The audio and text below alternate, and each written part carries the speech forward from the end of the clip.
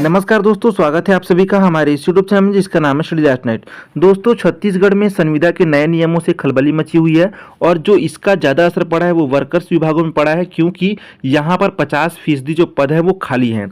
दोस्तों, यहाँ पे लिपिकीय अमले का अभाव है और जो मतलब संविदा के नए भर्ती हैं उसमें वित्त विभाग की अनुमति बहुत ज़्यादा अनिवार्य होगी। उसी कारण मतलब कि ये पेंच देखिए फंसता हुआ नजर आ रहा है, क्योंकि सारे कामकाज जो है वो कछुआ चाल की रफ्तार में हो रहे हैं, मतलब कि बहुत ही धीमी गति से सारे कामकाज हो रहे हैं। दोस्तों, छत्तीसगढ़ प्रदेश में संविदा नियुक्ति के नए नियमों ने विभागों में खलबली सी मचा दी गई, मतलब कि एकदम हड़कंप मच गया है। विशेष तौर पर राज्य के वर्कर्स विभागों में नए नियमों से संविदा प्रथा पर काफी हद तक ब्रेक लगने की संभावना है, मतलब कि संविदा वाले कर्मचारियों की जो नियुक्ति है बहुत कम हो जाएगी या फिर लगभग ना के बराबर हो जाएगी। इसके बावजूद वर्कर्स विभागों में बीते 2 दशक से अधिक समय से निचले संवर्ग की करीब 50% जो पद है वो खाली पड़े, मतलब कि उनकी रिक्तियां जो है वो फुलफिल अभी तक की ही नहीं गई है।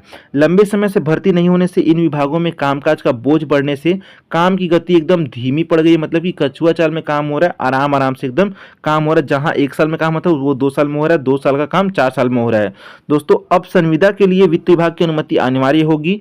ज्यादातर मामलों में वित्त का पेंच फंसने से वर्कर्स विभाग में कामकाज चरमराने की भी आशंकाओं से इनकार नहीं किया जाता। मतलब कि देखिए दोस्तों, अगर वित्त विभाग की मतलब परमिशन लगती है तो उसमें भी समय लगता है और उसके कारण जो कामकाज है वो बहुत अस्त व्यस्त होगा और उस पर बहुत ज़्यादा प्रभाव पड़ने वाला है। प्रदेश में अब सामान्य प्रशासन के साथ साथ वित्त की अनुमति के बाद ही संविदा की नियुक्ति हो पाएगी। जैसा कि मैंने आप लोगों को पहले वीडियो में बताया था कि मतलब कि सारी भर्तियां जो होगी वो वित्त के परमिशन के बाद ही होगी। केवल सीजीपीएससी द्वारा जो राज्य सिविल परीक्षा होता है उसको छोड़ करके सारी परीक्षाओं के लिए अब अनिवार्य होगा वित्त की अनुमति।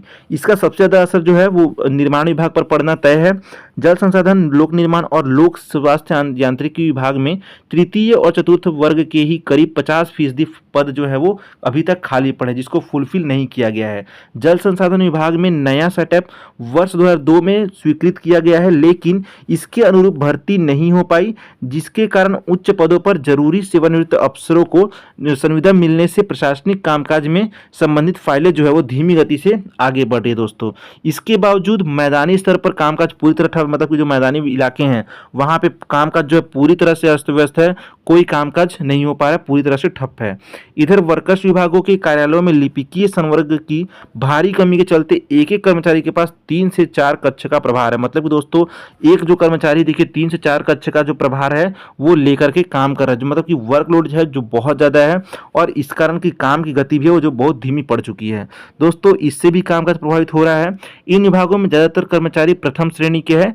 विभागीय सूत्रों का दावा है कि सेटअप के अनुरूप नियमित भर्तियां नहीं हुई तो आगे चलकर मैदानी कार्यालयों में दबाव और बढ़ेगा, मतलब कि प्रेशर और बढ़ेगा और लोगों पर मतलब काम का दबाव भी बढ़ने वाला है।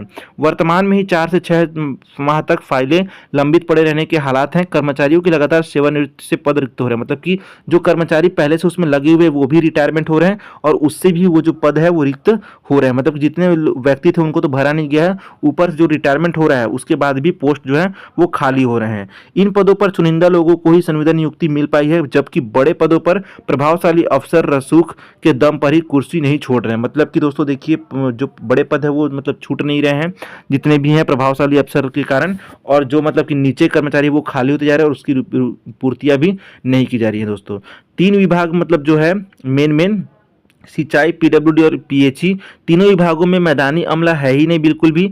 सिंचाई विभाग में मैदानी अमले की ज़्यादा जरूरत है, इसके चलते वसूली, नहरों की निगरानी समेत कार्यालयीन काम भी प्रभावित है। इसी तरह दोस्तों, पीएचई में हैंडपंप तकनीशियनों की कमी से साधारण संसाधन का भी काम जो है प्रभावित है। दोस्तों, आप लोगों ने देखा कि मतलब किस किस विभागों पर बहुत ज़्यादा असर पड़ा है। इसका हम लोग अगर मतलब सार देखें इस वीडियो का, तो सिंचाई, पीडब्ल्यूडी और पीएचई ये तीनों ऐसे डिपार्टमेंट है जहां पर ये संविदा नियमों को मतलब जो नए नियम निकाले गए हैं उससे बहुत ज़्यादा असर पड़ रहा है और इससे काम का पूरी तरह से चरमरा जाएगा।